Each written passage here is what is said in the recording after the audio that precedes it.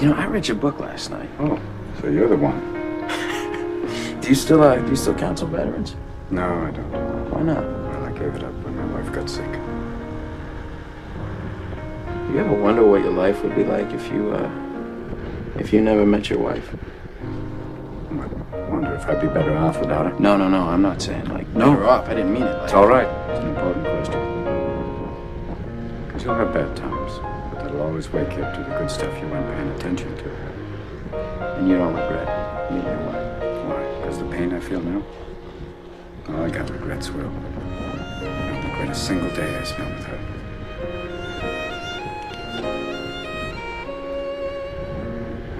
So when did you know she was the one for you? October 21st, 1975. Jesus Christ, you know the fucking day? Oh, yeah. It was Game 6 of the World Series. Biggest game in Red Sox history. Yeah, sure. My friends and I slept out on the sidewalk all night to get tickets. You got tickets? Day of the game, we're sitting in a bar waiting for the game to start. And in walks this girl. It was an amazing game. In the bottom of the 8th, Carbo tied it up at 6-6. Went to 12. Bottom of the 12th, in stepped Carlton Fisk. Old Pudge. Steps up to the plate, he's got that weird stand. Yeah. And then, boom! He clocks it, High fly ball on the left field line. 35,000 people on their feet, yelling at the ball, but that's not because Fisk, he's waving at the ball like a madman. He's going, get over! Get over! Get over! And then it hits a foul pole. Oh, he goes apeshit, and 35,000 fans, they charge the field, Yeah, and he's fucking Oh, blowing no, he's people like, out. get on the... Get away! I can't fucking believe you had tickets to that fucking game. Did you rush the field? No, I didn't rush the fucking field. I wasn't there. What? No, I was at a bar. I was drinking with my future wife. You missed Pudge Fisk's home run to have a fucking drink with some lady you never met? She was a stunner. I don't care if Oh, fucking... no, she lit up the room. I don't care if Helena Troy walks into the room. Helena That's game Troy. 6. Oh my God, and who are these fucking friends of yours? They let you get away with that? Had to. What did you say to them? I slid my ticket across the table and I said, sorry guys, I gotta see. I gotta see about a girl. Yeah. That's what you said. And they let you get away with that. And I saw my guys and I meant it. You're kidding. That's why I'm not talking right now about some girl I saw about 20 years ago. Now I always regret not going up and talking to her. I don't regret the 18 years I was married to Nancy. I don't regret the 6 years I had to give her counseling when she got sick. I don't regret the last years when she got really sick. I sure as hell don't regret this today. That's regret. Wow.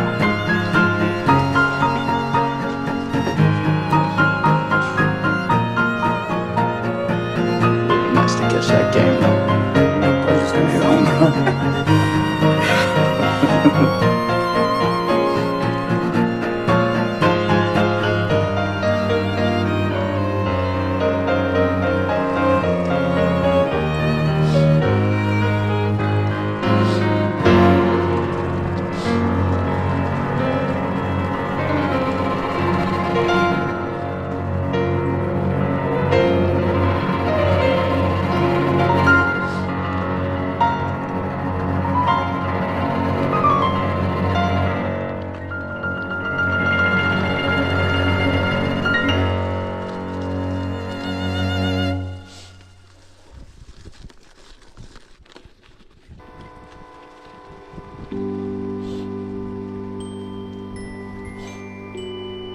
So how's your lady? She's gone. Gone where? Medical school in California. Really? Yeah. When was this? It's like a week ago.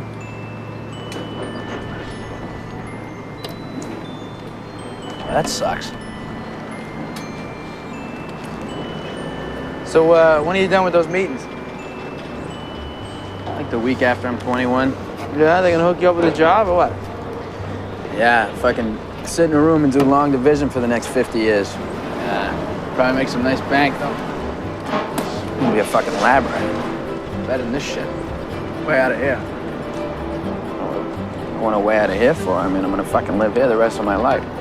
You know, be neighbors, you know, we'll have little kids, fucking take them to Little League together up Foley Field. Look, you're my best friend, so don't take this the wrong way, but 20 years, if you're still living here, coming over my house to watch the Patriots game, still working construction, I'll fucking kill you. That's not a threat, What? that's a fact. I'll fucking kill you. What the fuck are you talking about? Look, you got something none of us have. Oh, come on. Why is it always this? I mean, I fucking owe it to myself to do this or that. What if I don't want to? No. Well, fuck you. You don't owe it to yourself. You owe it to me. 'Cause tomorrow I'm gonna wake up and I'll be 50. And I'll still be doing this shit. That's all right. That's fine. I mean, you're sitting on a winning lottery ticket. You're too much of a pussy to cash it in. And that's bullshit. Because I'd do fucking anything to have what you got. So would any of these fucking guys. It'd be an insult to watch if you're still here at 20. Hanging around here is a fucking waste of your time. You don't know that. I don't?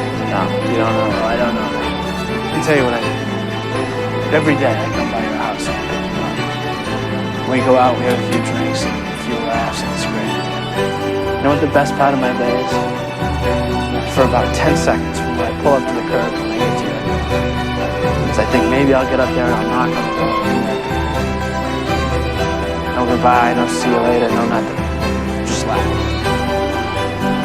don't know much, but I know that.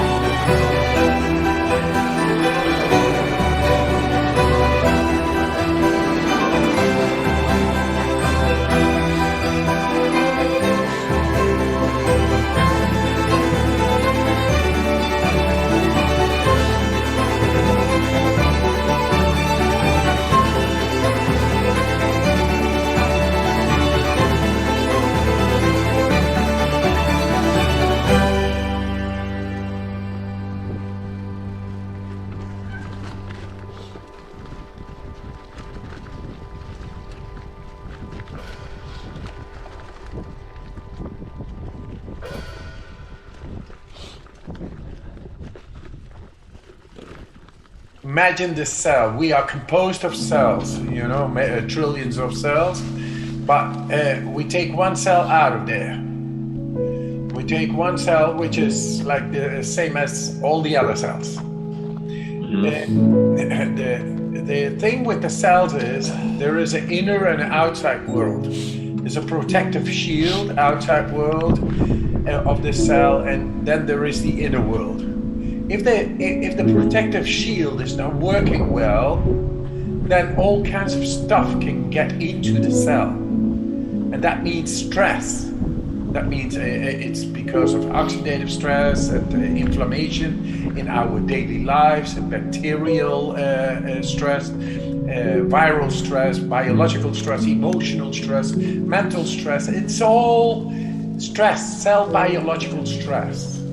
And it gets into our cells. And now our protective shield around the cell has been like jeopardized. Our lifestyle is too much comfort. We seek too much comfort. There's no stimulation. There is no exposure to the elements of nature. It's all protected through houses, cars, through clothes. All the time, everything is like covered and destimulated. And because of our physiology from millions of years ago was exposed to the elements of nature. So our physiology actually is built to be stimulated, to endure, and to activate inner mechanisms that are able to endure and to neutralize the impact of environmental stress. Yet now, because of our comfort zone behavior, we live without stress, but the stress is now coming in different ways than the environmental stress, which is in our mind. And that is emotional, mental stress, daily stress, congestions. We have to do this, we have to do that. We ignite our bodies to do work, while our body actually is not prepared to take on so much stress. We become feeble, we become burnout, inflammatory diseases. In 2014, I showed to be able to get a bacteria injected, which normally makes you very sick. It's a controlled experiment. It's called the endotoxin experiment. And 16,000 people prior to me, they all became sick when injected with that bacteria for between 3 to 6 hours. And then I came, and within 15 minutes, I had it within my control. And then they said, no, but you are the Iceman. You climb Mount Everest in your shorts, the Kilimanjaro in record times, in shorts, and beyond the Polar Circle, you run marathons, and you run them even barefoot in midwinter, beyond the Arctic Circle, and in the desert, and you hang by one finger in the air, and then in midwinter, and you stand for 2 hours in the ice. All those miraculous records and the superhuman and all that. No, I have been testing my body in environmental stress outside in nature, activated therefore deeper mechanisms inside, and they work the way nature meant it to be. And now we found a way to biohack into the body and give people an autonomy, a sense of autonomy over the immune system, vascular system, lymphatic system, endocrine system, all the systems. Because that's the way we are built, but we forgot. We lost the connection because of comfort zone behavior too much. And it is very nice. I love hot showers and I love comfort. But at a certain moment, I really had enough of it all. I need to go, or I want to go really hard to the cold water, swim and be in deep meditation, deep connection, in deeply letting go my mind and let the body take over. And it results in such a graceful being powerful, being there beyond thoughts, just in the here and now. That's sanity. That's meditation.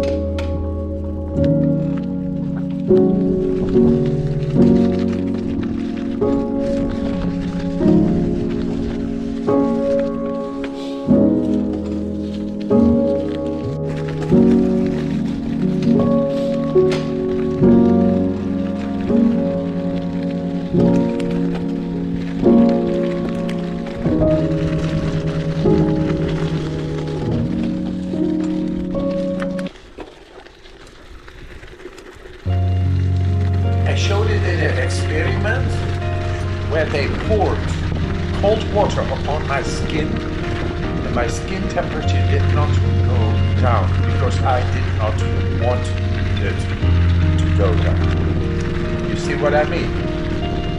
Right.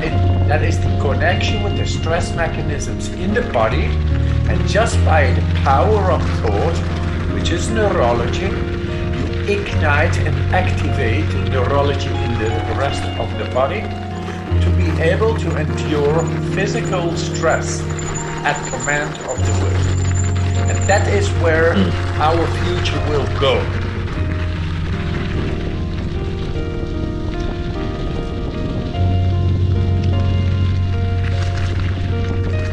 If there is one thing I want to do in this world, is to relieve the unnecessary terrible stress of people who are suffering from mental disorders. In short, we are capable, just by the power of will, we connect well through environmental stressful exercise. That means hormesis. That's the new exercise going to be, hormetic exercising. To connect. Who's that word? hormesis is like acute self-inflicted stress, like fasting could be, or going into the cold, or doing breathing exercises where you do retentions. You stop breathing at a certain moment. That is very stressful for the body, while you feel completely in control. Acute stress, self-inflicted, and that is consciously done, and anybody can do that. Hey, it's a tool, and the tool is for you. It's your choice. It is not a dogma behind. There is no dogma behind, and there is no long exercising practices needed. Within a half hour, you can see it and feel it for yourself, and then you use it whenever you are in stress and you are the victim of the stress, to take control of the stress and to make it go away.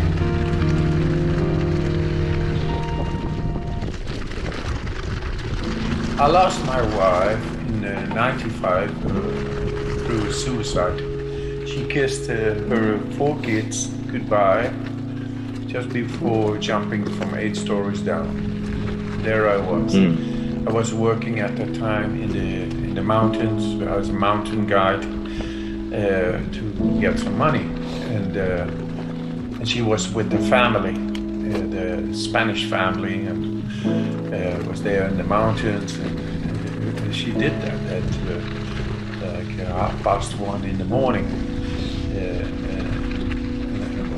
What is that? It's like was left behind with 4 kids, a broken heart, and it's irrational. It's eating you alive.